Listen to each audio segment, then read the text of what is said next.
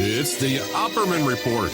Join digital forensic investigator and PI Ed Opperman for an in-depth discussion of conspiracy theories, strategy of New World Order resistance, high-profile court cases in the news, and interviews with expert guests and authors on these topics and more. It's the Opperman Report.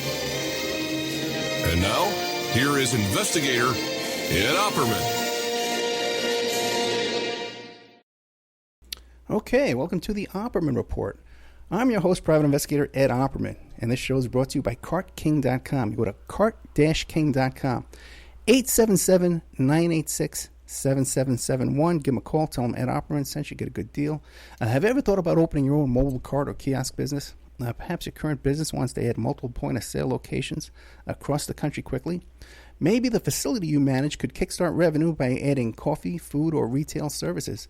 CartKing.com could be the answer to your needs. CartKing.com is a North American designer and manufacturer of the finest mobile retail, coffee, and food carts and kiosks that money can buy.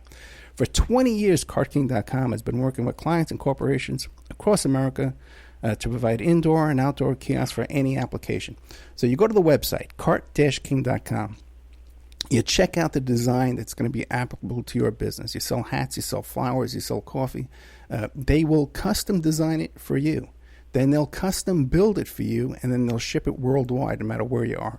CartKing.com, 877-986-7771. Okay, this is going to be one of those shows, okay? Because I've been talking to my guest off the air for about 20 minutes already. Okay, we have Glenn Scarpelli, which is such a familiar name to me because I grew up on Staten Island. Everybody knew the name Glenn Scarpelli, but he was on the show. He played Alex, the little boy, on One Day at a Time with the Pat Harrington, and he just mentioned before Nanette Fabre, all these Mackenzie Phillips, these really historical characters, these famous actors. Glenn Scarpelli is in a new film right now called Sacred Journeys. His co-star in the film is Mackenzie Phillips from One Day at a Time, and you can catch him if you want to see him in person. He's coming up at the Westin LAX. One of those autograph things on October 19th, 20th, and 21. Glenn Scarpelli, are you there? Yes, man. How you doing, Ed? Hey, man. Thank you so much for coming on the show. I really appreciate it. Thank you for having me, man. I really appreciate you inviting me. A couple of old Staten Island boys. What part of Staten Island were you from? I was born in and raised in Grassmere, which is... Are you familiar with Grassmere? Oh, yeah, of course. Yeah, so I went to St. Joseph Hill Academy, and my mom still lives in that area. So, God bless it. I go back quite a bit to visit Mom, although I live in beautiful Sedona, Arizona these days, so she more likely comes to visit me when I go there. But I went there, last time I was there was Mother's Day, and it was crazy being on the island. So much has changed since I grew up.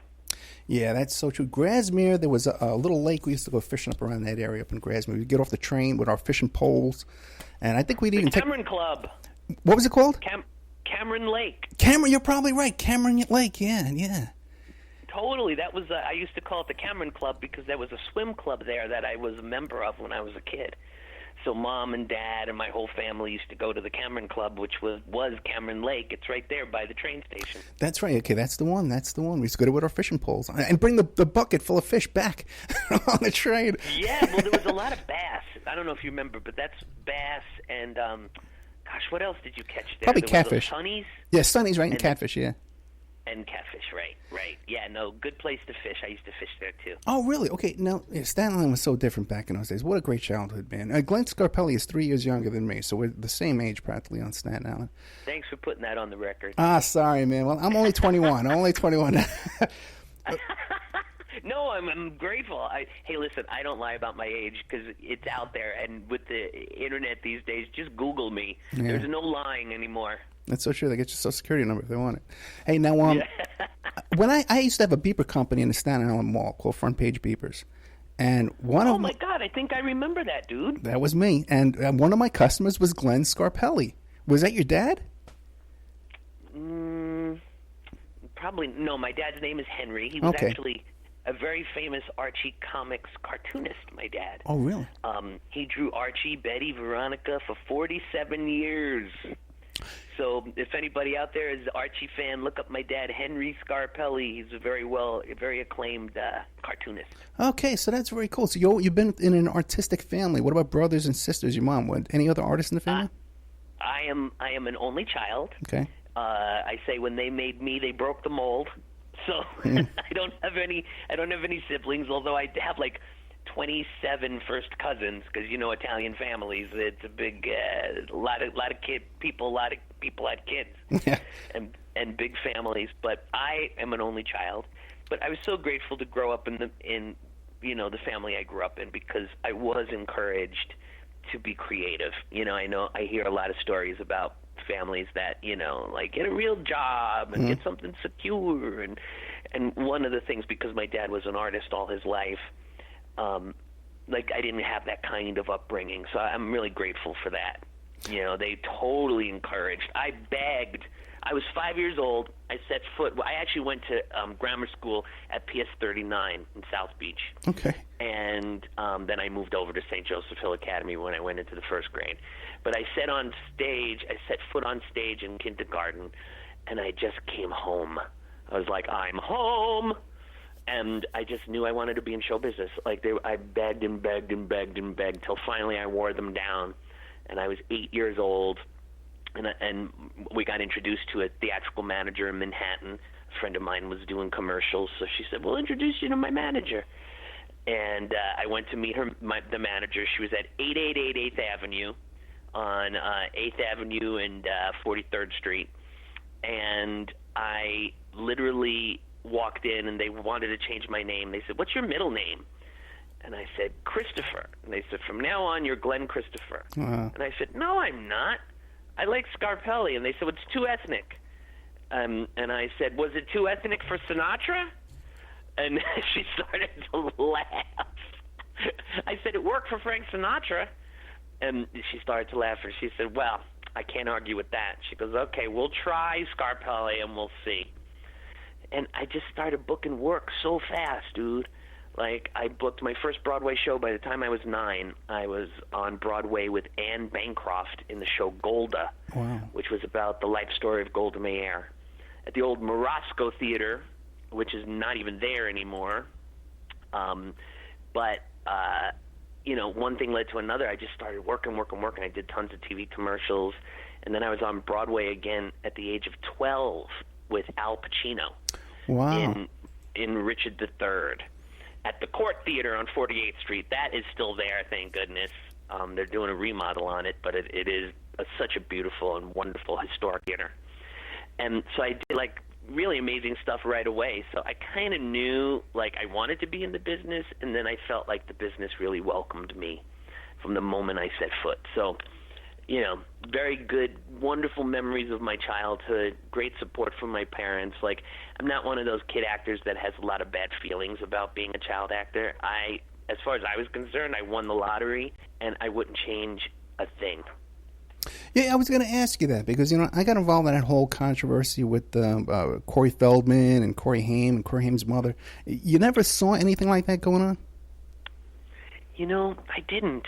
And I have to say, I know that it's true. And, I just think my parents were very protective of me, and I think they shielded me from a lot of stuff that could have been negative about the business. Once I got on One Day at a Time, we moved to California, and, I was working in New York quite a bit. I had just finished a movie with Audrey Hepburn. I did a film called They All Laughed, which was directed by Peter Bogdanovich and starred Audrey Hepburn and John Ritter. And I had a very big role playing her son in that. I worked with Audrey for 6 weeks. So I had all these incredible experiences with these wonderful people because, Pacino and Hepburn, these are the people that I always looked up to. And now I'm kind of like peers, and I'm only 13 years old. And, I learned so much about how to be professional, how to be dedicated. One thing Pacino said to me early on was never believe your own press. And that was such good advice because, these people were artists. They weren't fame seekers. Like Audrey Hepburn was such a humanitarian. She gave so much back to the planet, but yet was one of the greatest stars our planet has ever seen. So I just learned so much about ethics and all that jazz. And then I book One Day at a Time, and I'm in L.A., and I'm working with some of the greatest people there, and everyone was just so happy to be together, and there was just so much love on the set. Like I really didn't have negative experiences. No one tried to take advantage of me. I mean, like I said, my parents might have shielded a lot of that. At one point I thought maybe they were overprotective, but I look back now and I think they did the right thing. But I went to school on the back lot of Universal Studios for all 4 years of high school. I was in a school in New York called Professional Children's School, and I went on a correspondence course. And on the correspondence course, I had a tutor in the back lot. And in my classroom, like all the Norman Lear shows had a big trailer that had all these separate classrooms, and then sometimes we'd all get together. And it was the cast of Facts of Life, Silver Spoons, Different Strokes. Like these were all the kids I went to school with. And two of my closest friends were Kim Fields, who played Tootie on Facts of Life, and Nancy McKeon, who played Jo on Facts of Life. In fact, right now she's on Dancing with the Stars, which I'm so excited about. I've been voting for her every week. Hey, you'd be great on that. Dude, I would love it. Yeah, that would be perfect fun. for you, yeah. It's a hard show, though, man. I don't know. I don't know. I'm kind of old. Yeah. It would be fun. But my point being, I had such wonderful people around me, including those kids. Like, we all had so much in common, and we were just good to each other. I saw Todd Bridges, actually, just a couple of weeks ago in St. Louis. I was doing one of these autograph shows like you were talking about, and he was there. And it was just so great to reconnect with him. He's doing so incredible right now.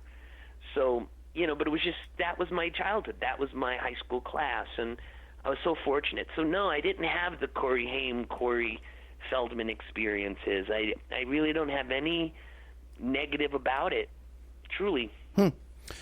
But it does seem, though, that you kind of gave up, not gave up, but left Hollywood and left acting until recently, until you're doing this film here, Sacred Journeys. What caused you to leave? Well, I'm gay, and back in those days in the 80s, couldn't be gay and out, And I made a really serious choice. I pissed off a lot of people, like my agent and my manager and my PR people, because they were all, of course, making some dough off me at the time. And I was being offered other stuff. And I just decided I wanted to run away. And I needed privacy to be authentic with myself. The world has changed, thank God, since then. But in those days, there had to be a whole fake life, that a public persona, to be able to do that. And I just wasn't willing to lie. So once I finally came out, I always knew I was gay, but I was never with anybody during One Day at a Time. Like, I was just very dedicated. I was quite the virgin. I didn't do anything, but I always knew I was going to. Like, I knew what was in my heart. So I fell in love with a guy when I was about 18. He lived in New York. He was a theatrical manager.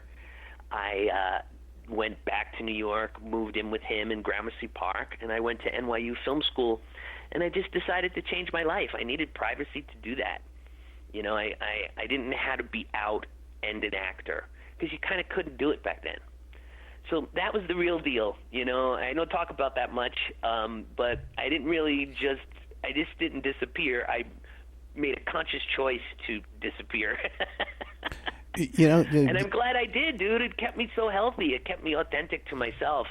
And one of the things that I think was important for me too, and I think a lot of actors fall into a realm of only knowing acting, I was able to discover all these new parts of myself. Like, I didn't limit myself to a definition of I'm only an actor. Like, I became so much more fulfilled in my life because I let go of who I thought I was and started to discover all these new parts of myself. And I'm such a more well-rounded person because of those choices in my 20s. I mean, I look back now and go, God, that was so good. It's good to do that because, I've had so many incredible opportunities, and the life that I have now would never have happened. Yeah. Glenn and I are Facebook friends, and I could tell you, he's a really happy guy. He's not like me, fighting with everybody all the time. You know, he's a definitely very happy guy. But Glenn, you're so right. When you go back and look at those old One Day at a Time reruns, it's so dated. Things were so different back then. There was an episode about Julie. Mackenzie Films protesting Arabs. She's protesting the Arabs over the price of oil. Arabs go home. You could never. The world is so different now.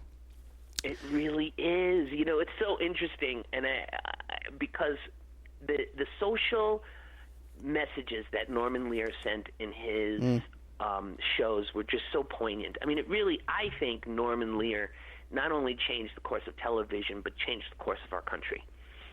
Like when Maude was contemplating whether she was going to have an abortion, that was the first time that had ever been dealt with on television. And it got such, attention, first of all, but also negative attention and controversy. But, he pushed the envelope. So there were so many social aspects. And I look back, and some of them are the same, and then some you can't even do anymore. So, it's interesting. I look at those shows, and specifically our show, One Day at a Time, came out on the complete series on box set this year. So I've had a chance to actually binge watch our show. I haven't watched it in 40 years. I'm very busy, so I don't get to watch reruns, and I don't even know when things are on. So I got a chance to, binge it and just, watch one episode after another, and I was really proud of it. I was like, oh my gosh, who knew what we were doing? I certainly didn't. I mean, I knew I was on, quite an amazing show, but I didn't know the voice it had socially when we were doing the show. And I look back, and there were a lot of things that our country still argues about that we've made very little progress in. And then in some cases, there's some issues that are null and void, and then some issues that are taboo. You can't even talk about it now. Like the one you discussed. Yeah. So, it's an interesting Geiger counter. Let's put it that way. It's like a Geiger counter as to how far we've come and how not far we've come in some ways.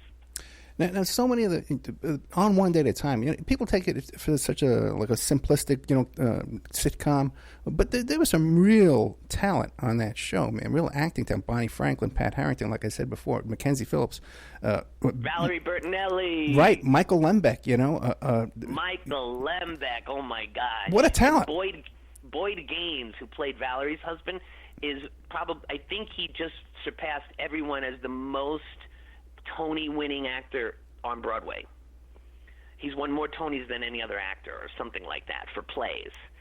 So, I was surrounded by so many incredible people. And Bonnie was one of my dearest friends for 30 years. I really stayed close with Bon. Her stepkids, Julie and Jed, are two of my dearest friends. And because of them, I really, really became a member of the Franklin family. And that meant a lot to me. We lost Bon 4 years ago. She passed away from cancer. So I get a little choked up talking about her because she played such a big role in my life, all my life, way beyond One Day at a Time. So I think of her with such respect. And a smile comes on my face when I think of Bonnie Franklin, that's for sure. How about Pat Harrington, though? You were really close with him, too, right? I was so close with Pat, and I'm still close with his family, his kids, too. That was what was cool about when I came on the show, is they all had kids my age. So I think that was a connection, too, because I became friends with Tressa Harrington and Michael Harrington and Terry Harrington and Pat Harrington Jr., who lives in Tucson, and I'm still very close with all of them. So, yeah, Pat was one of those guys for me that was so much more than just a friend. He was really like a mentor. I learned so much about comedic timing from Pat, and he was always one of those people that wanted to share, all his knowledge. He took me under his wing in such a way, dude. My character came on the show as Bonnie Franklin's boyfriend's son, and the audience actually wasn't really digging her having a boyfriend, so they wound up killing him off, and she basically adopts me. So Schneider becomes kind of like my surrogate father. And that was a whole new dynamic to Schneider's character. And Pat ate it up. He was so excited to have a surrogate son to work off of, that he got to write a few episodes every season, and he would always write episodes about he and I, and it meant so much to me. You know, that chemistry, the Schneider-Alex chemistry, was one of the greatest joys of being on that show, truly. And I'll share a quick story with you. We were doing an episode actually where Valerie meets Boyd Gaines for the first time. And there was this scene. Pat wasn't even in the scene. He was not even in the scene. But I had to do some shtick. And Valerie rips my shirt off me, and because she wants to get her boyfriend, her to-be boyfriend, to make T-shirts. So she was trying to get in front of him again. So she uses me and my like I need T-shirts. So she rips the T-shirt off me, and I have all this shtick now, and I'm bare-chested, I'm embarrassed, and there was just like a whole moment for me. And Pat pulled me aside and he goes, "Okay, let me help you with this. Let me help you." And he gave me all this shtick to do. And it went over so incredible. It was one of my best moments ever that I remember from the show. And he wasn't even in the scene. He just cared so much about making the show funny. So did Bonnie. Like, they cared so much, like, responsibility as to how can we make the show better, as opposed to any kind of ego, I want a bigger part, or anything like that. So Pat, you know, gave me this shtick, kind of directed me in this moment. And I remember after we filmed it, I walked off stage, and he was standing there, and he just picked me up and spun me around, just kept telling me how proud he was. "I'm so proud of you.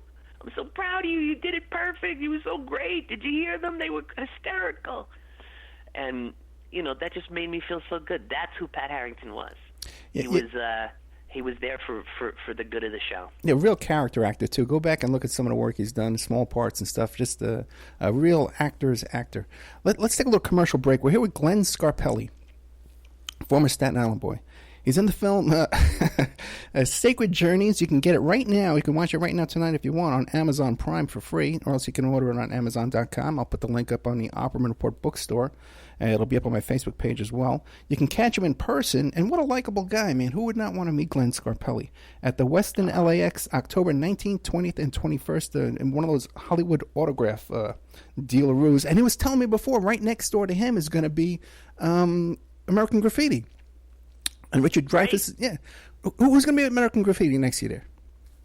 Richard Dreyfuss, Cindy Williams, Candy Clark, the whole team. I mean, really, it's so exciting because I'm there with Mackenzie, and then Mackenzie's there also with her American Graffiti crowd. So if people are looking to come out to L.A. for that, you go also check it out, thehollywoodshow.com.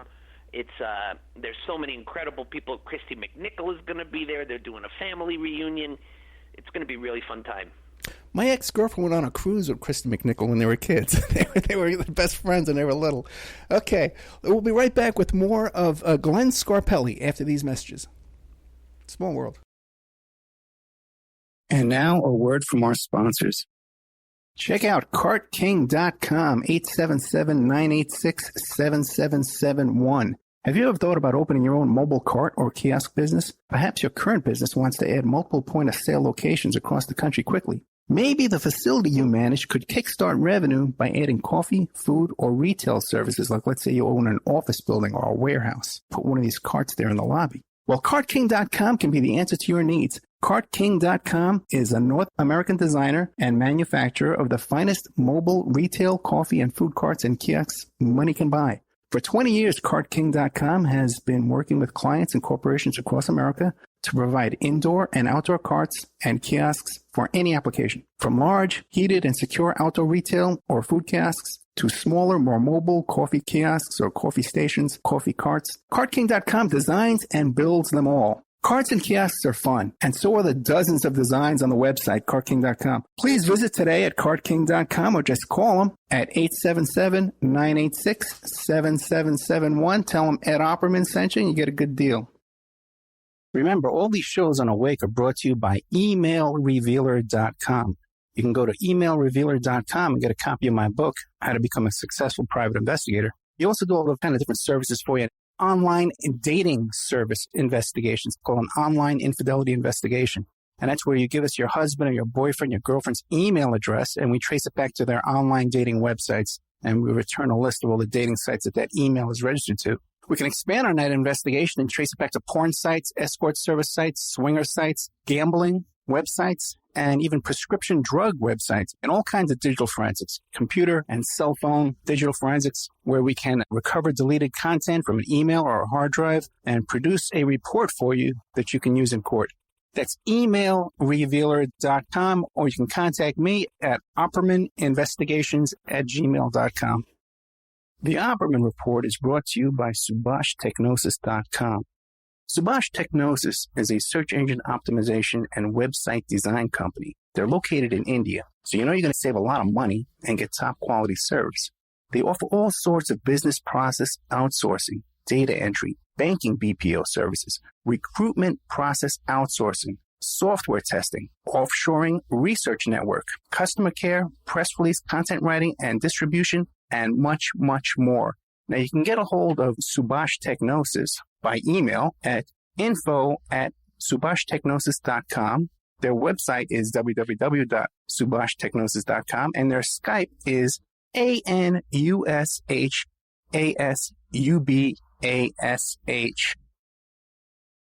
Okay, welcome back to the Opperman Report. I'm your host, Private Investigator Ed Opperman.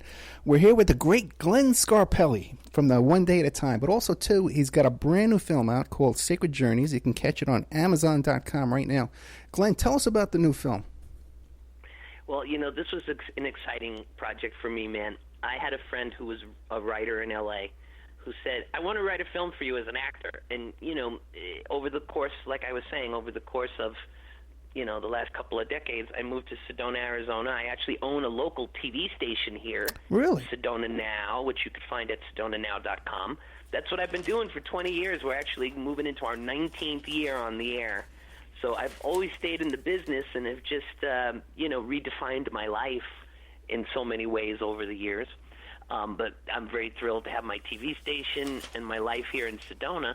But my buddy said, I want to write something for you as an actor. So that was thrilling for me because, I left acting because I was gay and I couldn't say it out loud, and they wanted me to play all kinds of games, and I wasn't willing to do that back in 1986. But here we are, cut to, the 2000s, and life is different. So I can be who I am and still act. So I'm opening myself up to all of that again, and Sacred Journeys was kind of my re-entry into the business, and I started developing this project. And, it went through many different changes, and I love the whole creative process. And what it turned out to be is this sweet little film called Sacred Journeys. As soon as we started writing the female lead, I've been friends with Mackenzie all my life. She and I are besties. She comes out to Sedona quite a bit. When I go to L.A., I often stay with her at her house. We're really close. And I had said to Mac, listen, I'm starting to develop and write this thing. It's a film project. Would you be willing to, play the female lead? She was like, heck yeah. So that really helped us quite a bit because we had her attached to the film really early on, and that was very exciting. And also, we wanted to work together again, Mac and I. So this is an on-camera reunion, even though we see each other constantly in our personal life. This is an on-camera reunion for all those One Day at a Time fans that haven't seen us together in all those years. So that part of it's totally fun. And it's a sweet little film. I wanted to make a film about growth, about how we can grow as people.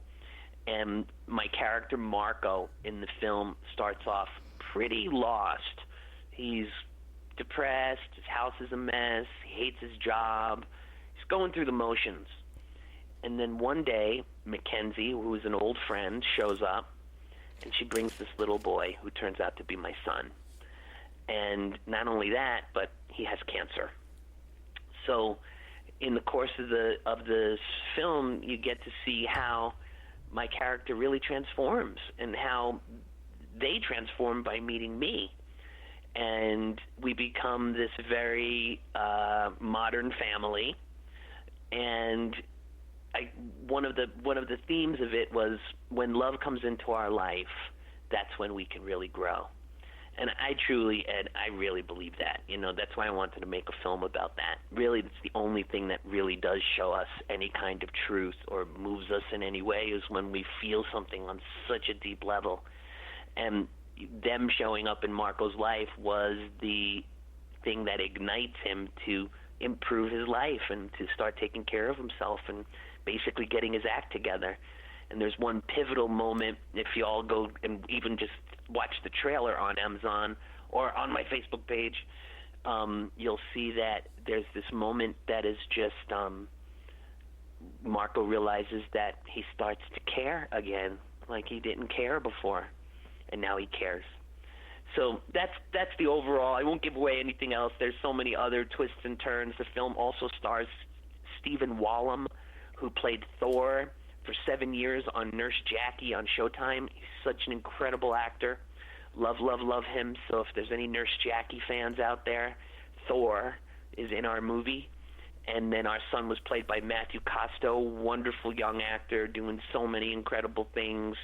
A lot of people that have already watched the film said he's a mini you, because that's what I was casting for. I'm looking for a mini me. How do I find my mini me? So Matthew Costo came aboard. And I'm just proud of the film. I'm so proud. I'm so happy to be out there. I'm also a producer on the film. My sweet buddy Tracy Boyd directed the film. Tracy is an accomplished filmmaker in and of himself. The fact that Tracy came on board to make this film was just incredible. He and I worked so well together. The film was written by Michael Colucci, another wonderful friend, who was the guy that came to me and said, I want to write a vehicle for you. But Tracy Boyd, if I may just brag about Tracy, Tracy works on all the Alexander Payne movies, like Sideways and The Descendants and all these incredible films that Alexander Payne makes. Tracy has been an associate producer along the way. He's been a second unit director on a lot of these films. About Schmidt was one of the first films Tracy worked on with Alexander, incredible film. So, to have this kind of support, and his whole crew, Radon Popovic, who was our DP, our cinematographer, who also works with Alexander, came out. I mean, so we had some of the best on this film, and I was just so grateful to be able to pull this incredible team together to work with me and Tracy and Mike and Mackenzie and Steven. It really was one of the joys of my life. So I really hope people can check it out. Like I said, it's available on Amazon Prime. We're so proud of that. And it could also be rented and downloaded just through Amazon if you don't have a Prime account. But if you have a Prime account, all you got to do is go there and start streaming right now. It's totally available. I'm so thrilled. Yeah, like you said, the kid who plays your son is the cutest kid in the world. He's even cuter. I hate to admit it, he's cuter than you were when you were a little kid. Thanks, man. I'll take that as a compliment, because we found him. We were so happy. Yeah, but then the kid, you find out he has cancer. You're like, what'd you do to me, Glenn? I know. But it's not a sad film. It's a very hopeful movie. So it's a comedy, actually, right?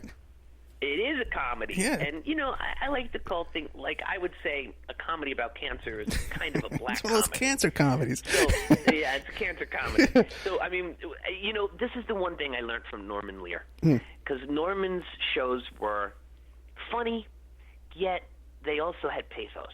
There were times, I cried more on One Day at a Time. My character cried more on One Day at a Time than I ever did in any drama I've ever done. There were so many moments of seriousness, and because that's what life is. Life is the gamut. Life is everything that's real is sad at times and funny at times and angry at times and all those emotions. So that's what we were trying to create with Sacred Journeys. We made a comedy, yes, but we had different levels of depth within it.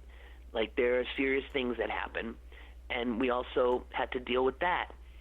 And one of the interesting parts as being a filmmaker, as a producer of the film also, and someone who helped develop the movie, it was interesting to find tone.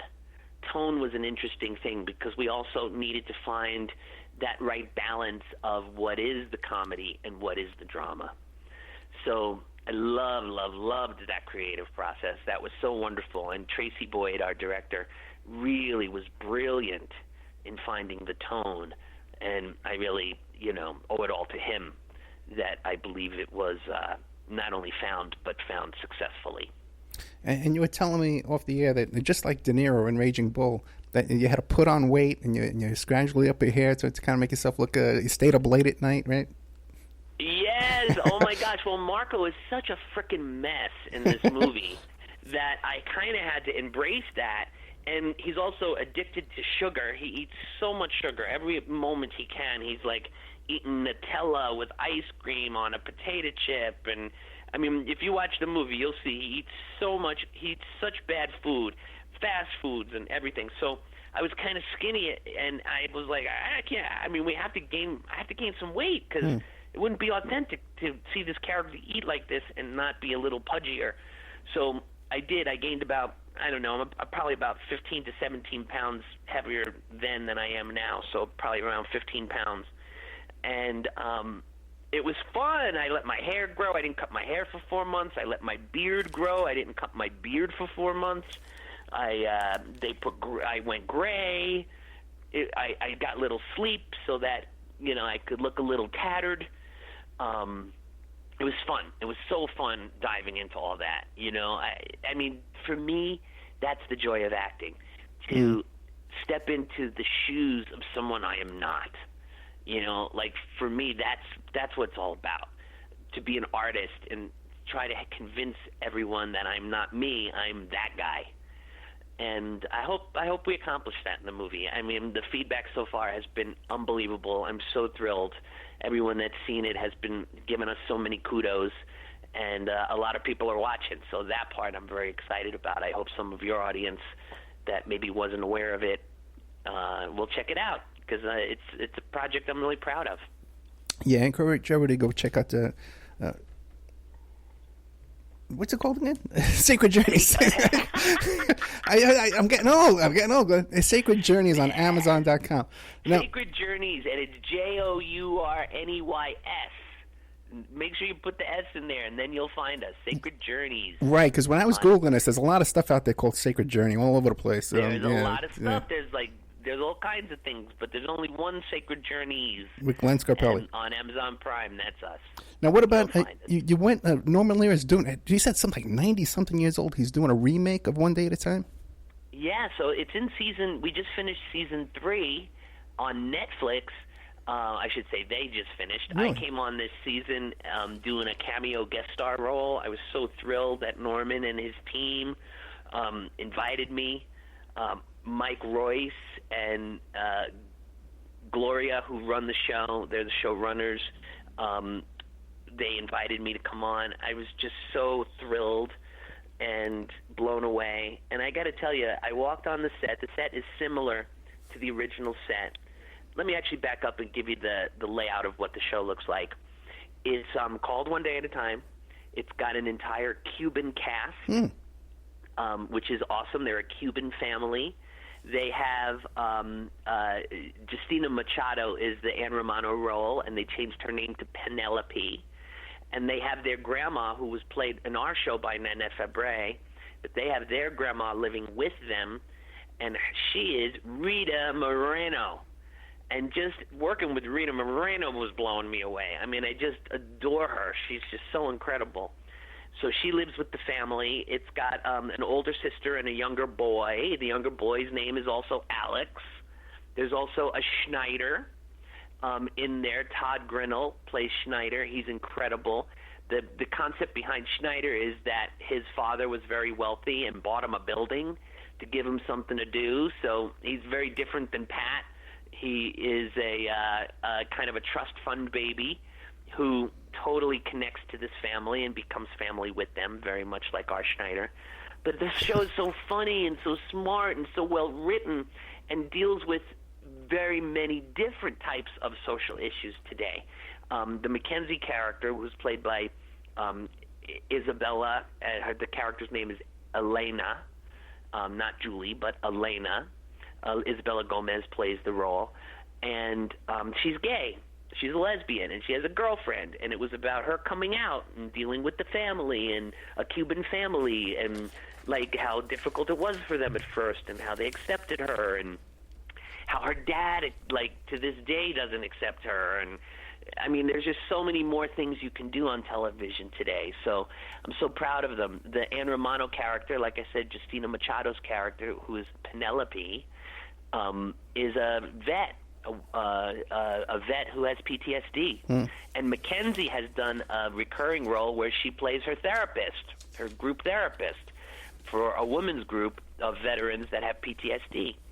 So Mackenzie's been on the show. They brought me on the show here for season 3.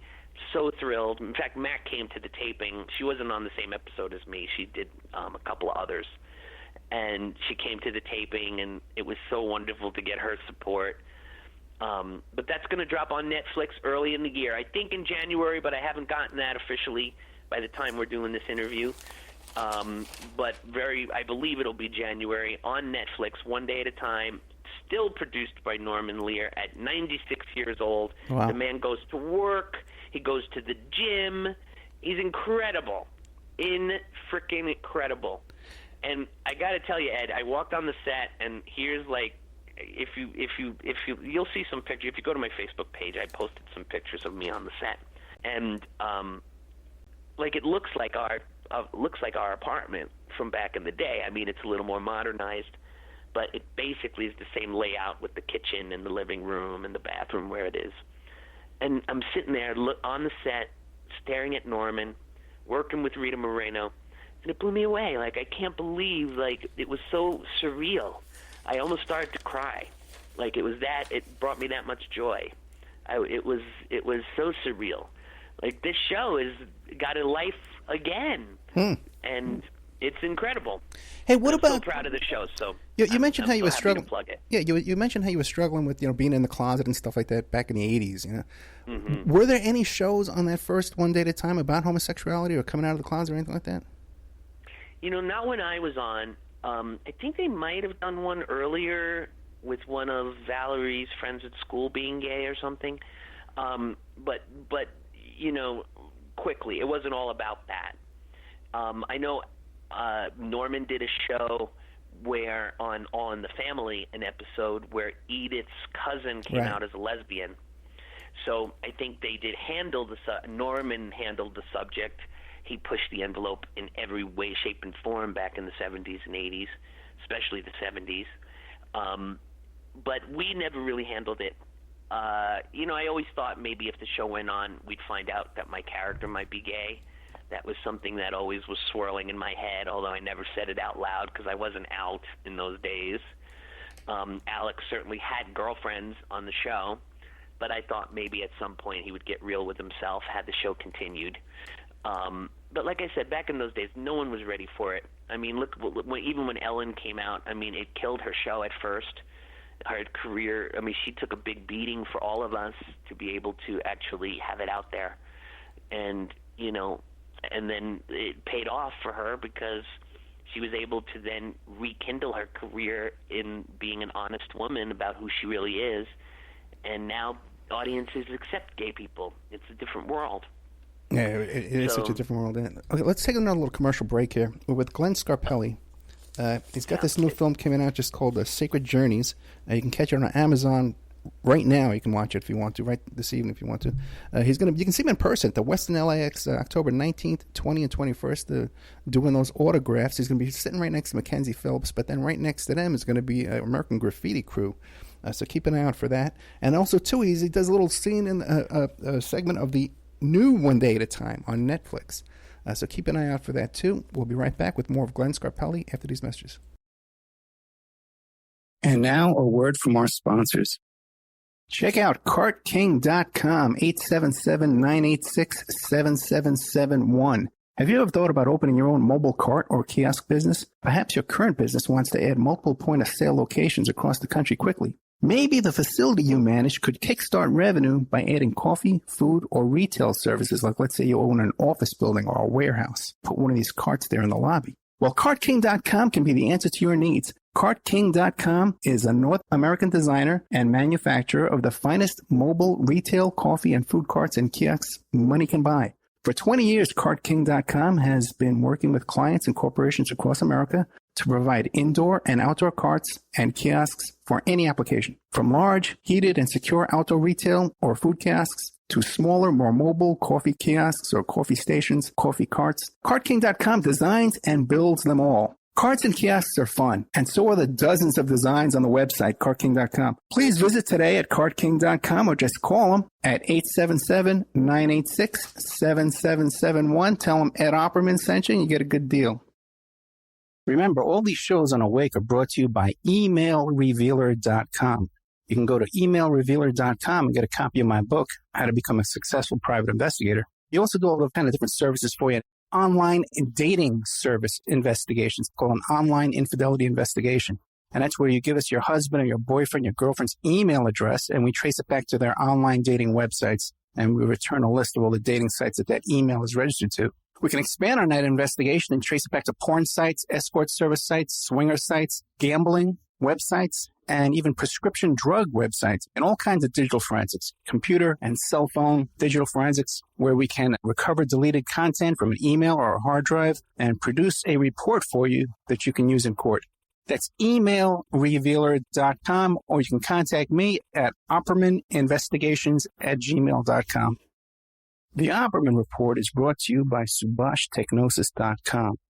Subash Technosis is a search engine optimization and website design company. They're located in India, so you know you're going to save a lot of money and get top quality service. They offer all sorts of business process outsourcing, data entry, banking BPO services, recruitment process outsourcing, software testing, offshoring, research network, customer care, press release, content writing and distribution, and much, much more. Now, you can get a hold of Subash Technosis by email at info@subashtechnosis.com.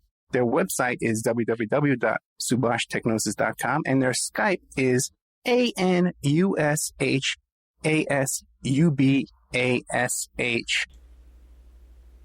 Okay, welcome back to the Opperman Report. I'm your host, Private Investigator Ed Opperman. We're here with the producer behind Sacred Journeys and the actor, Glenn Scarpelli. You can catch out Sacred Journeys on Amazon.com right now, and you can catch Glenn Scarpelli at the Westin LAX at October 19, 2021, signing autographs with Mackenzie Phillips and with the crew from American Graffiti. So, Glenn, let me ask you this, man, because you seem to be such lifelong friends with Mackenzie Phillips. When all that stuff was going on, when she was a little kid, man, and using like intravenous cocaine and stuff like that, were you aware of what was going on?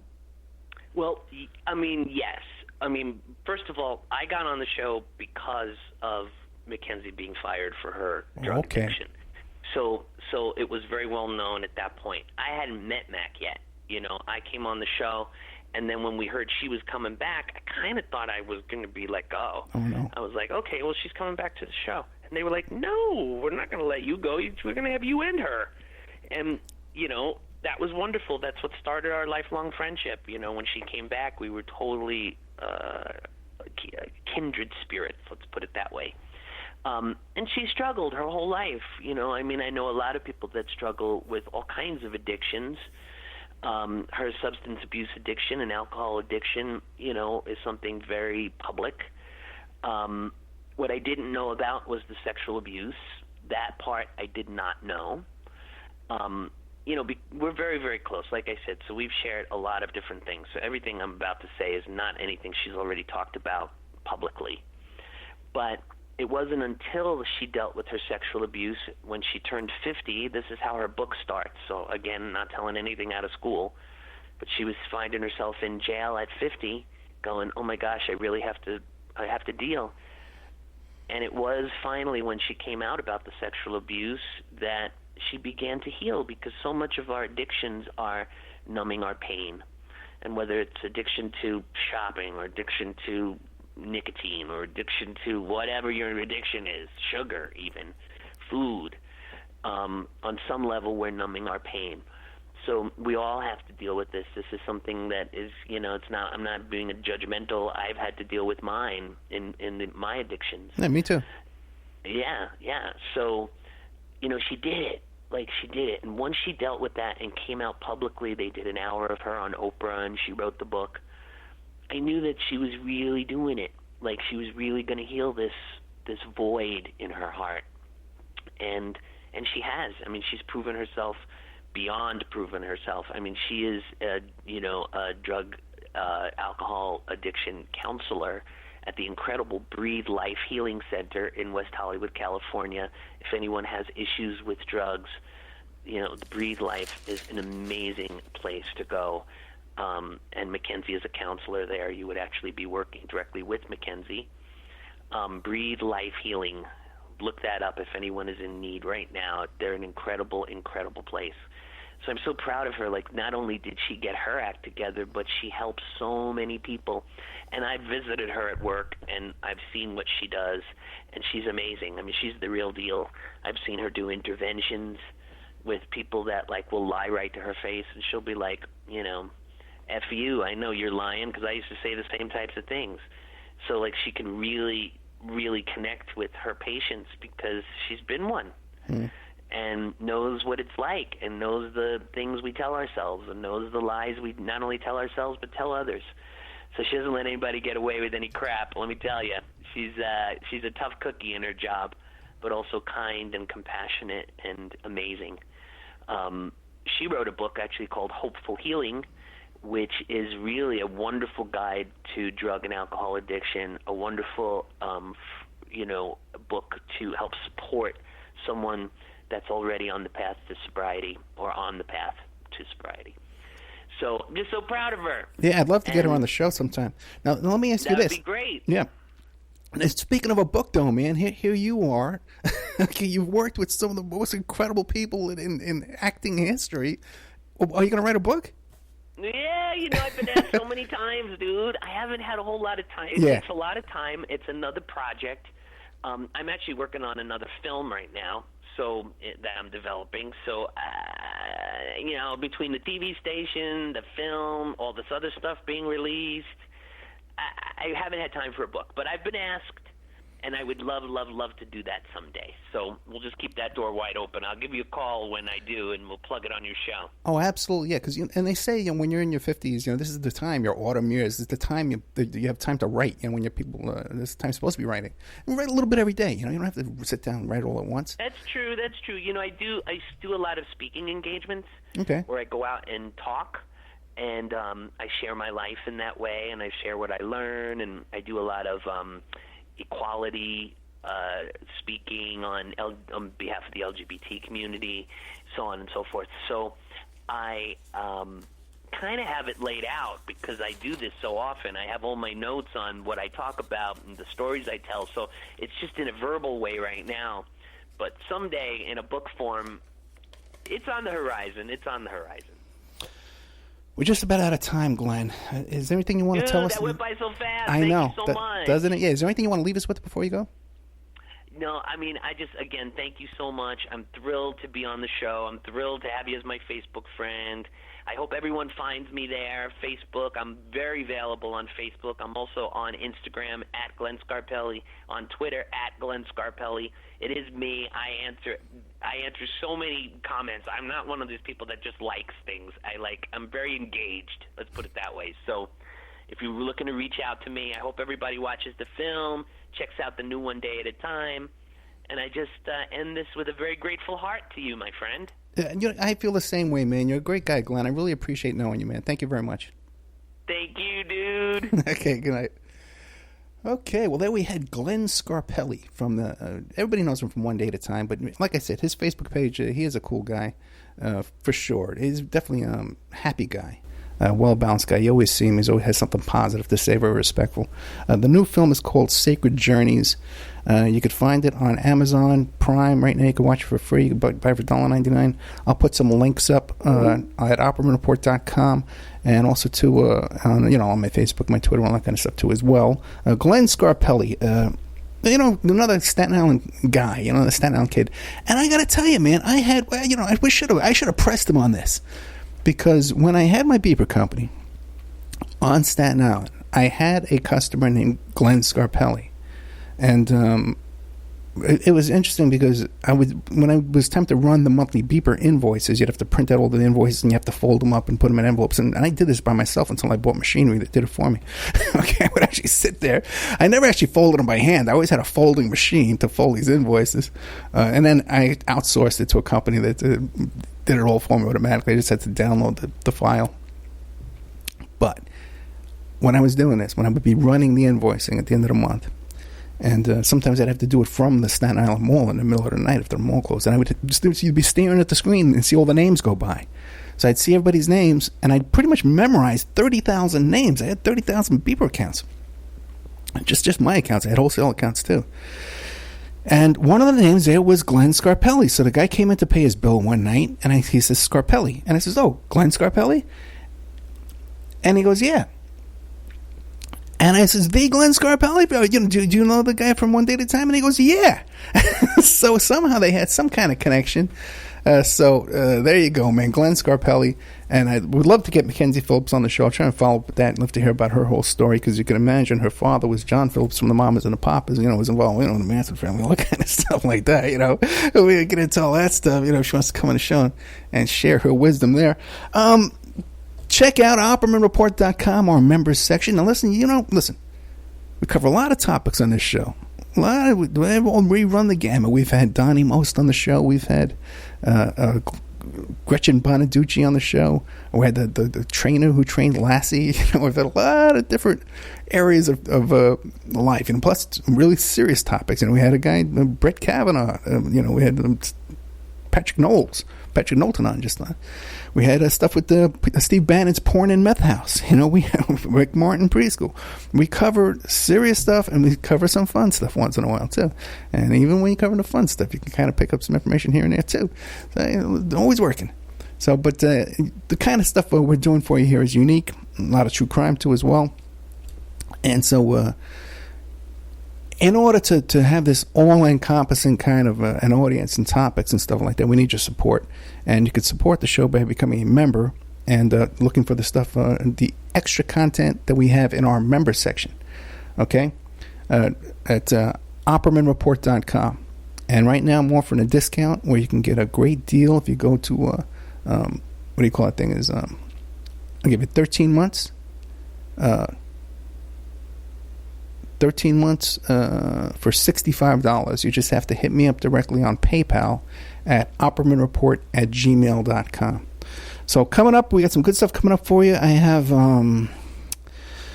we're doing a show about these Native Americans these Native American women that are being murdered in incredible, serial killers targeting these Native American women. We have that. I have Robert Merritt coming back on the show, who was one of the informants in the Watergate burglary case. A lot of stuff that I don't have notes in front of me at the moment, but we always have a lot of good content coming up for you. So keep an eye out for that. And once again, thank you, Glenn Scarpelli, Weston LAX, October 19, 2021. And you can check him out and this Sacred Journeys, which does seem like a very nice film, by the way, too. We definitely recommend it. I'm going to watch it myself. I'm going to pay the $2. $1.99, Amazon.com. Check out his Facebook page, Glenn Scarpelli. That's 2 N's in the Glenn. And Scarpelli is spelled just like you would spell it if there was a guy on Staten Island with the name Scarpelli. All right, so thank you so much, guys. Good night. OppermanReport.com.